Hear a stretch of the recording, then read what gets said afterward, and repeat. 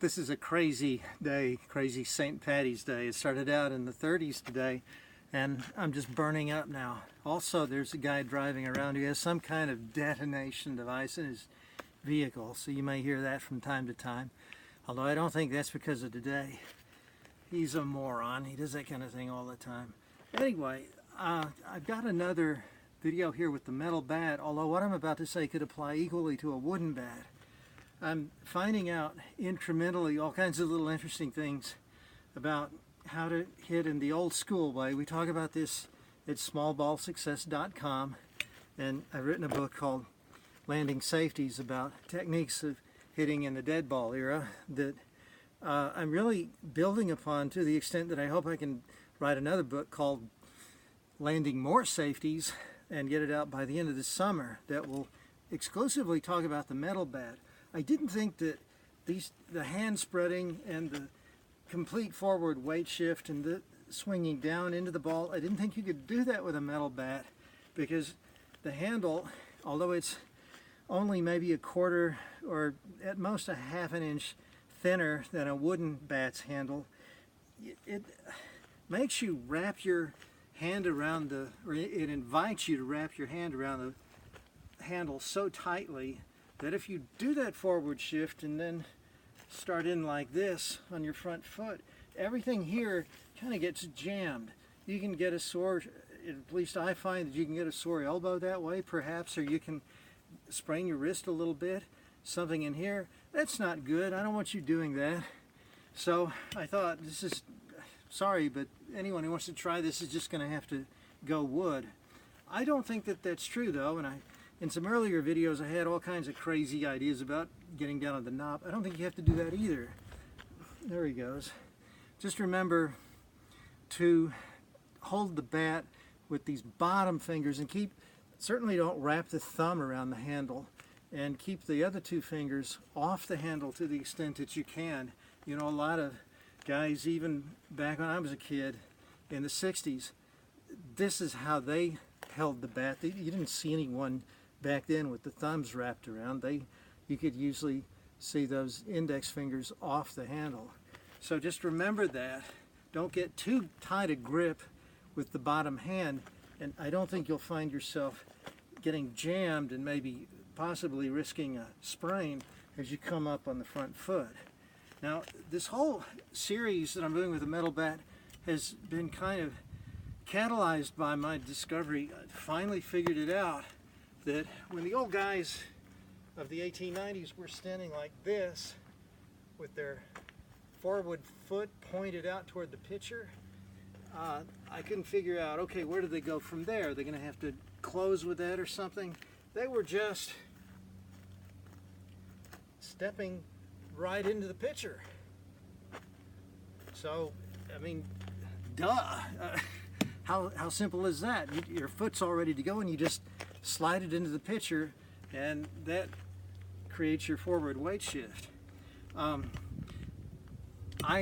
other little thing that I've discovered is really exciting to me. It's a kind of a minimal load. It's the smallest little load that you can imagine, where you're already set up for let's say I'm hitting out of my crouch. I'm going to sneak into the ball, and here I am.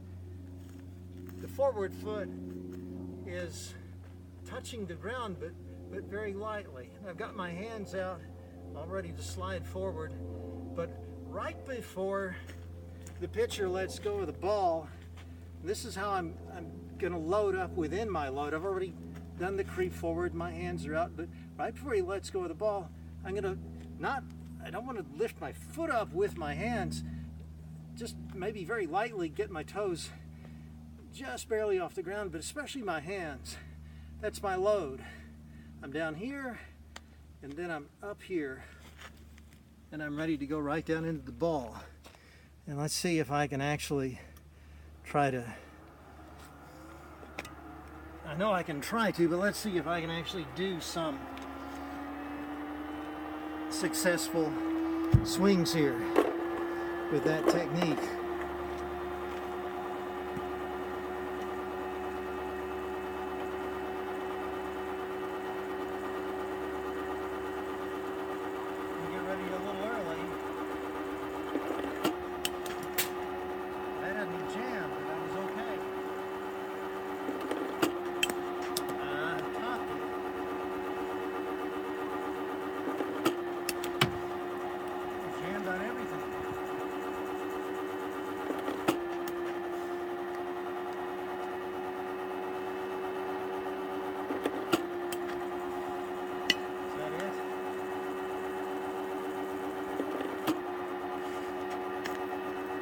at 5 in there.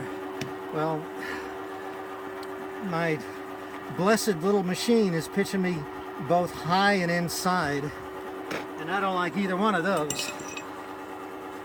So let me try again. I moved the machine a little bit. I didn't raise it though, or I didn't lower it. I'm just going to have to live with this being high.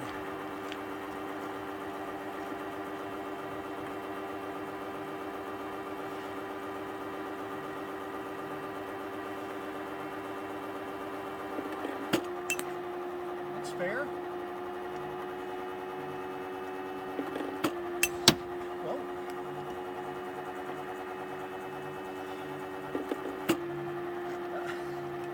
Come on. Too fast.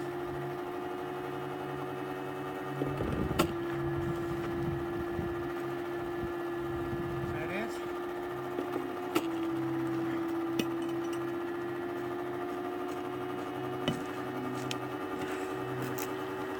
I had 1, 2 really good hits on that one. I want to do better than that. But it is throwing me high. But I'm going to see if I can hit that high one.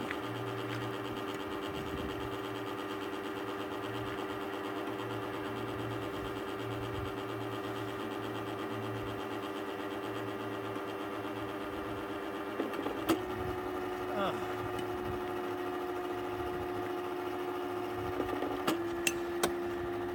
There we go.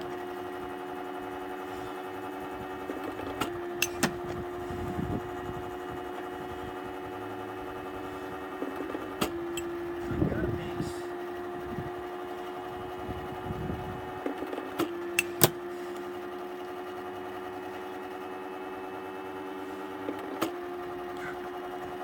Oh, that was outside, and I chased it.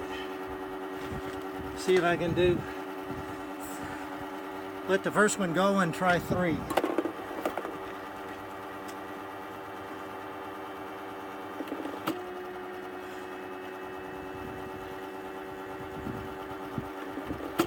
Cool.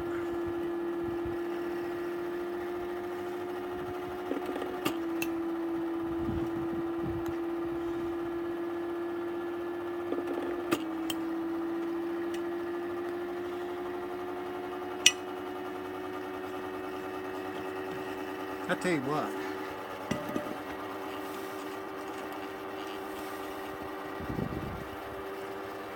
I don't know if I just buttered it up, but I've got to try some that are a little bit lower.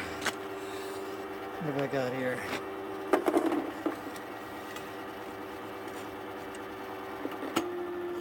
Yeah, that's a lot lower.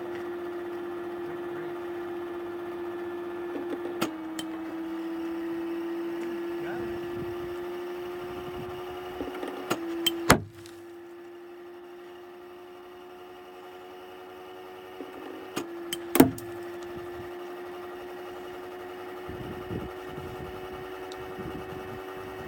Stuck. Ceasefire.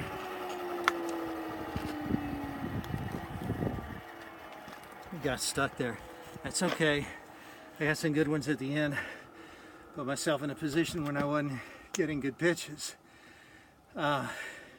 So that little just rearing of the hands upward, you can, again, you don't want to go swinging back with your foot. You don't want you just want your foot still touching the ground really, but really all ready to slide forward, and that'll allow you literally to take your foot and your hands to the ball at the same time, something that generations of ball players have said is impossible, even though Fred Clark and Hannes Wagner and Ty Cobb and Ed Roush and so many guys, great hitters, Hall of Famers, every one back in the Deadball Era, said that that's exactly what they did. They saw where the ball was coming, and they put their front foot to meet it and went down with their hands.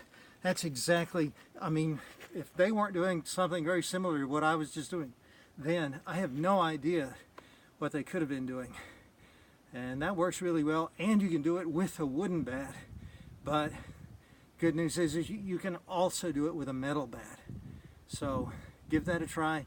Remember not to squeeze tight with your bottom hand. You don't want to get a sprain down there.